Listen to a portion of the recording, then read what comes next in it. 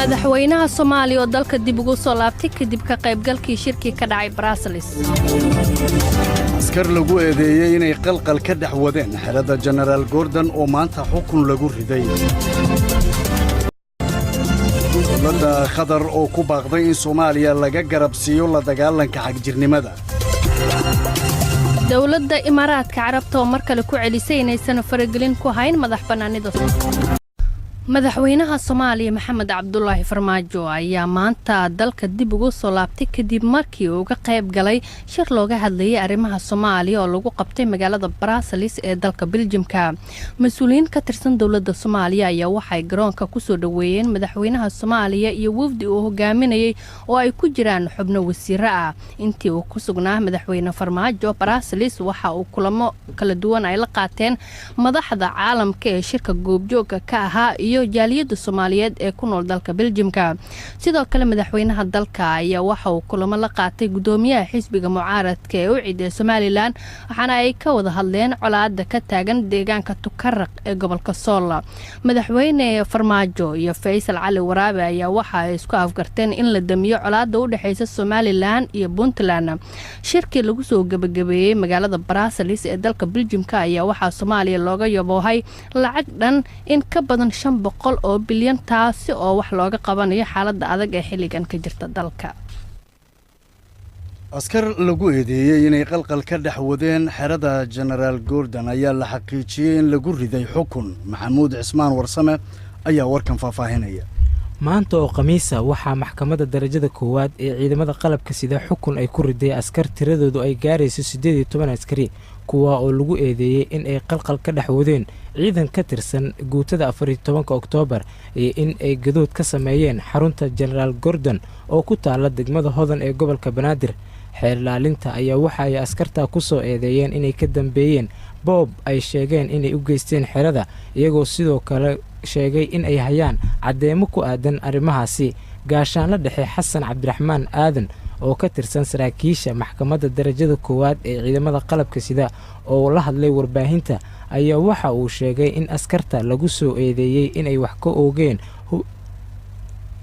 wax ka ogaayeen hubka la sheegay in lagala baxay xerada General Gordon iyo sidoo kale in ay qalqal ka dhex abuurayeen askarta guutada 14 Oktoobar ee la aasaasay kadib qaraxii sooba ka dhacay 14 Oktoobar ayaa waxa uu sheegay in lagu riday askarta 18 ah xukun 5 sano ah. dood dheer kadib maxkamaddu markay aragtay qodobada 157 167 iyo 182 xeerka ciqaabta ciidamada Soomaaliyeed markay aragtay maxkamadda cadeymaha laga qoray 18 eedaysane oo ay ku sheegeen in ay ka mid ahaayeen askarta samaysay shoobaraha iyagoo u doodaya askar laga ruqseeyay ciidanka markay dhageysatay marqaatiyaasha la horkeenay maxkamadda midna ay u weydiisay marag furkooda waxay maxkamadda ka hor cadeeyeen in 18 eedaysane ay ciidanka dhexdiisa ka sameeyeen shoobaro abaabulan kuna dhawaaqeen ereyo lid ku ah nidaamka ciidamada iyagoo ka amar diiday taliyaha guutada iyo abbaanduulaha ciidanka xoogga dalka Soomaaliyeed markay dhageysatay doodii qareennada oo nuxurkeedu ahaa in eedaysanayaasha loo naxariisto loona eego sifaaraha dembiga fududeeya sidaa darteed maxkamadda waxa u caddaatay in 18 eedaysane ay wada yihiin dembiilayaal galay dembiyada lagu soo oogay waxay maxkamadda ku wada xukuntay min 5 sano oo xabsi ciidan ah ciddii aan ku qanacsanayn xukunka maxkamadda waxa u furan racfaan. dhowaan ayay ahayd markii warbaahinta gudaha ay shaaciyeen in la boobay hub yaalay xerada General Gordon laakiin saraakiil ka tirsan ciidanka xoogga dalka Soomaaliya ayaa beeniyay warkaasi balse maanta waxaa xukun lagu riday 18 askari oo arrimaha loo eedeeyay. dowladda qatar ayaa wadamada beesha caalamka la yiraahdo u soo jeedisay inay ka mid noqdaan dadaalka loogu jiro in Soomaaliya laga xalliyo dhibaatada xagjirnimadu leedahay.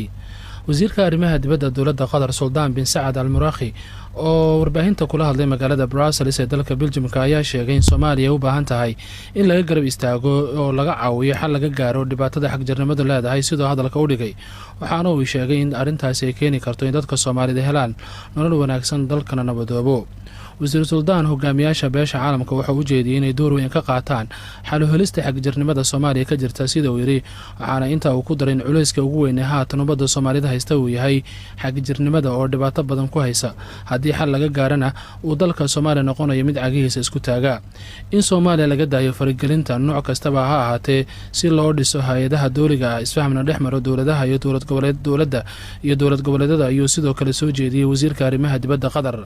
in sidoo kale kordhiyo taageerada la siiyo ciidamada midowga Afrika ka jooga Soomaaliya ee AMISOM oo dowladda Soomaaliya ka caawiya la dagaalanka Al-Shabaab ayuu sidoo kale soo jeediyay wasiirkan arrimaha dibadda ee dalka Qatar Suldaan bin Saad.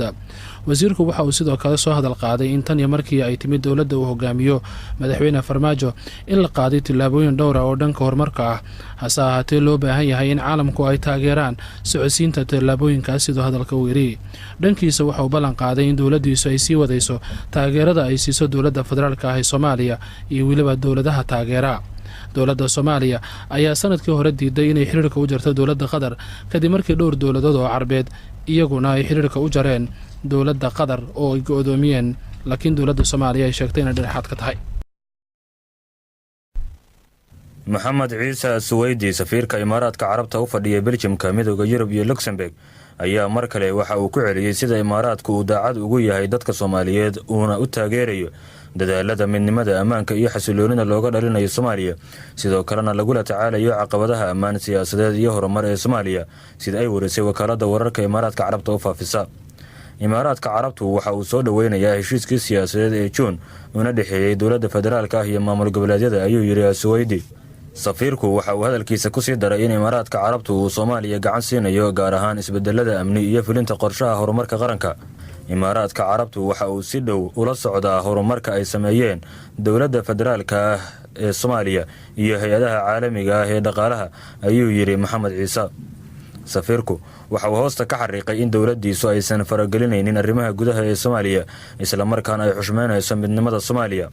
hay-ado caalami ah ayaa horey imaaraadka carabta iyo dalka Sacuudiga oo ay xulafay yihiin ku eedeeyay inay dowladda federaalka ah ee Soomaaliya ku ciqaabayaan go'aankeedii dhexdhexaadnimada ahaa ee ay ka qaadatay khilaafka qaliijka u dhaxeeya.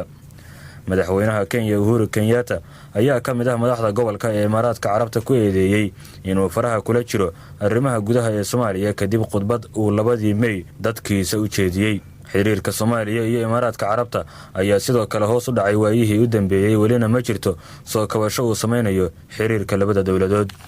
marka wax iga yaabiya uma arko. waxaan xusuusanahay marba waxa la weydiiyey waxaad la kulantay waxaad salaantay Sheekh Shariif,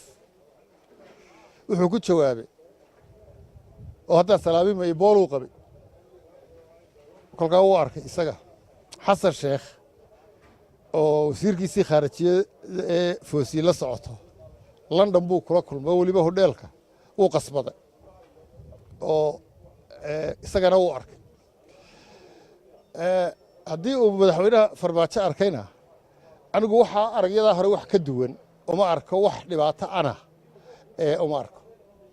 geesta kale siyaasi Cali Guray waxa uu ka hadlay wadahadallada Somaliland iyo Soomaaliya. wadahadalladu ijiidaan ku jiido iyo mudac ku taag ayay noqdeen wadahadalladii Soomaalida iyo Soomaaliya iyo Somaliland. sababtuna waxa weeye waxay wax ka qaldan yihiin mowqifka Soomaaliya dowladahooda kala dambeeyey. midnimada Soomaalidu waa muqaddas. ereyga ayaa horta u siyaasad ah Muqdisho. midnimadaana waxaa looga yaqaanaa oo ay tahay midnimadii 60kii ee Somaliland bilaa shuruudda ay kula gashay Soomaaliya. 30 sannadood wixii dhacayna way ka boodaan.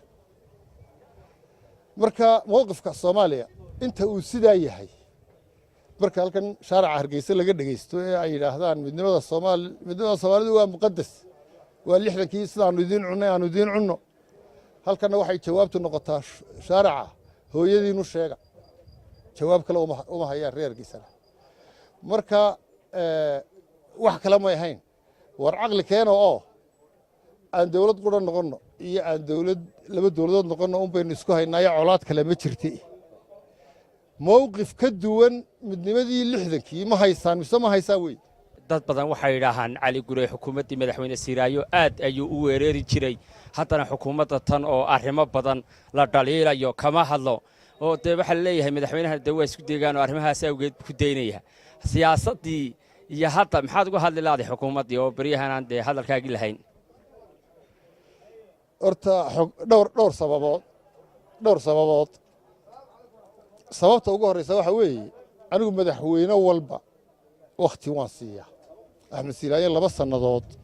lamaan hadala maalintaannu kala go'onnay xukuumadda axmed silaanyana taariikh cad bay leedahay in badanna waan sheegay waxay ahayd maalintii cabdiraxmaan cabdilqaadir oo siduu u jeclaa aan ogaa dhabarka laga jebiyey maasoor maalintaasaan horta aniga kala go'nay maalintaasina 2 sannadood iyo dheeraad bay ahayd ta kale waxaa weeye shalay markaan la hadlayey dee waxaan ahaa xusbi mucaarida guddoomiye ku-xigeen baan ahaa ucud baan ahaa mucaarid ka soo hor jeeday dawladdaan ahaa maanta ma ihi dee xusbi kale waxaan taageersanahay kulmiye iyo xukuumadda marka taasina dee sidii aan shalay u hadli jiray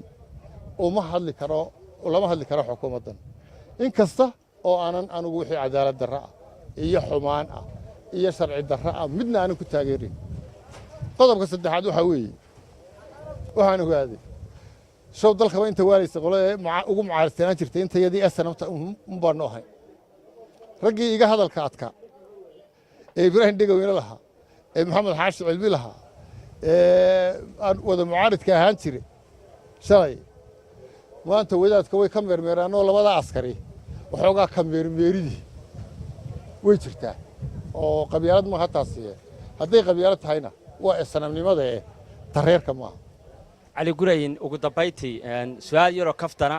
waxaad ka mid tahay siyaasiyiinta facebooka isticmaala qoraalo badanna halkaasaad dabcan soo dhigtaa bal facebooka iyo hawlihiisa waran